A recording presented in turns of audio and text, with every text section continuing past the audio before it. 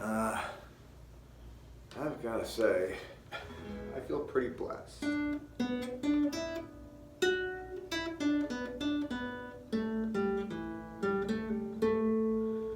One is how good this instrument sounds. That harmonic, that intonation, can you hear? You can hear there's like a ringing above the actual note. The note is this, but there's this like eerie, ghost-like almost sound to it, which is a testament to several things about this six-string nylon guitar. One is that the quality of the sound box is really good, and I looked in there to see if there's any angled baffling, but there isn't. So, Martin guitar, one of their hallmarks is the angled baffling that's inside the sound box. It just makes it resonate very good. I have a Martin that does not have that. If you're going to get that, you're looking at a D28. There could be like a sub-version of the D28 that's a little bit less expensive or something, but to get that beveled, angled baffling in the inside the sound box, it's an expensive upgrade for a Martin. I know the D28s have, I'm not sure, and anything above I would think. But the sustain,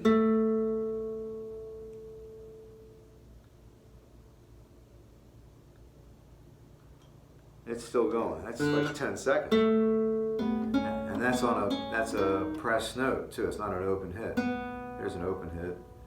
But sustain is good. Anyway, so, and the action is excellent. The action, if you know what I mean by the action is the distance of the string from the actual fret that you're going to be hitting. So that's the open string, and here's the note that I'm hitting. And that's the action, the distance between when your finger starts pressing down on the string, the distance between the string and the fret, basically. And so many times I've picked up and played a guitar and instantly know that the action is too high, and then if it's too low, it'll buzz. So there's a happy medium, a sweet spot in between the string being too far from the fretboard and then being too close. So being too far means the action is sloppy, and I don't know many guitarists that like any kind of real high action, but really what you want it as low as possible to the fret without any buzzing or without any interference.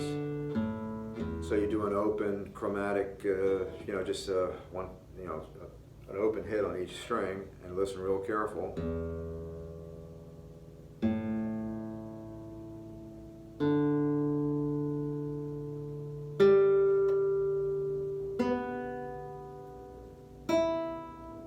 Really clean, really clean. Now, can I hit the string harder and maybe cause it to buzz?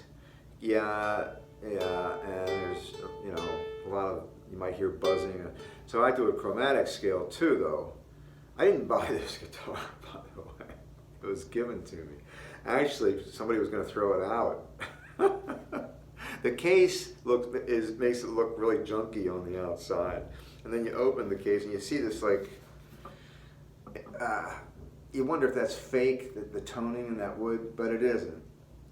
Whatever this is made of, you can look it up online. I did already, but this is all, and it's single piece. It's not laminated or anything. It's like a single piece of wood all the way around. That's quality right there. Anyway, so the action is really good on this thing. You do a chromatic scale, and that's simply hitting every note on the fretboard, every single note. I'm not going to do every single note, just to give you an idea, okay? You listen real close.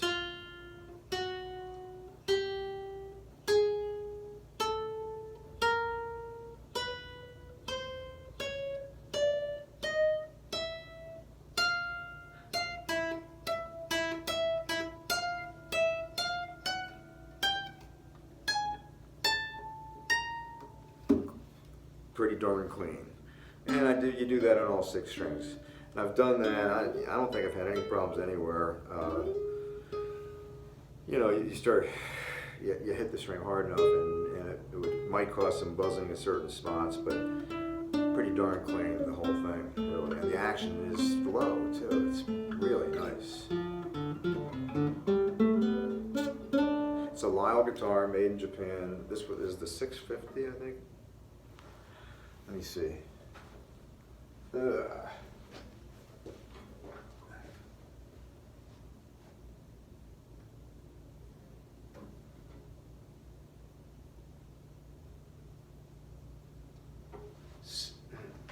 C650, C, Charlie, C650, Lyle, L-Y-L-E. It's made in Japan, and I started playing it. I had no idea, I didn't think it would have any value, maybe $100 or something, you know, but nylon string guitars are cool looking. They always have these see-through headstock up here, which is pretty neat. I hope I don't break a string, because I don't know how to string this thing at all. I have to pay somebody else to do it. Or maybe schmooze somebody else. Try the schmooze first. It's less expensive and more fun.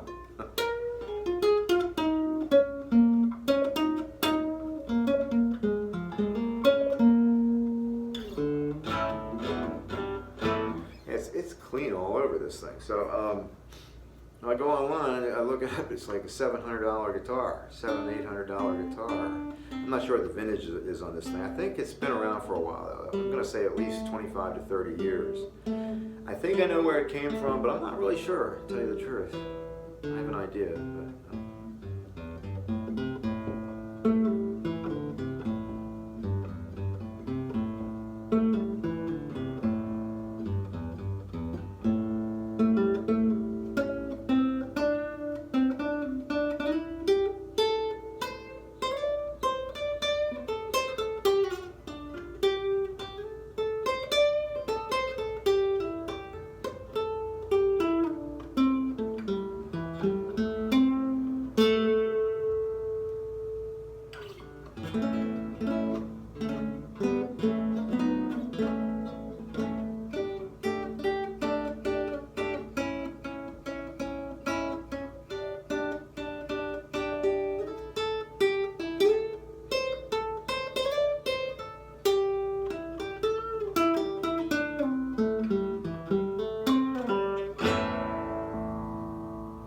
it's not bad. It's not bad. You can kind of push it in different directions. You can get bluesies with it. You can do some blues with it. It's easier on your fingers and your hands too. So I have the Martin D15, and I'll go months playing that thing, and then finally it comes time to change strings on it, and then I'll pick this thing. I was like, hey, this thing sounds pretty good. I'll play this for a while. I don't have to do anything to it. Not yet, anyway. I'd love to know how it sounded through an amplifier, or, you know, with a delay, a quality rolling setup delay.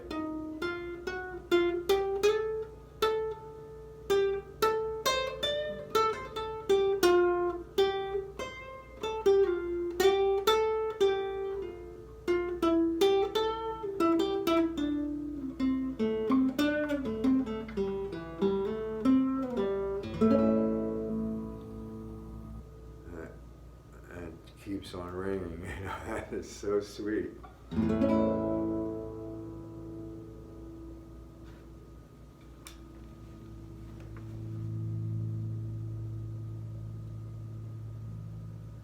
And as you can also see, there's like a decorative thing around the opening here too. I'm not sure if that's inlay or what that is, but it's very nice, yeah. And good all the way around, you know, there's a good look at the back of it. No damage or anything like that. And to get an idea of the heads of the difficulty in wiring nylon string, I don't know if you can see this, I hope you can, but so it's like each one has a special knot that you have to tie. Each string and on each end, so that's 12 times you got to do a good knot, and the knots are different.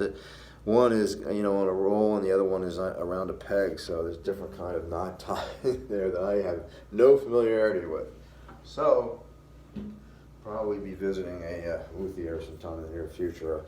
I need one that's got a sale going on, though. So I need somebody that'll work for a joke, maybe, or some insight, some valuable insight on something. I got to think about that. Peace, y'all.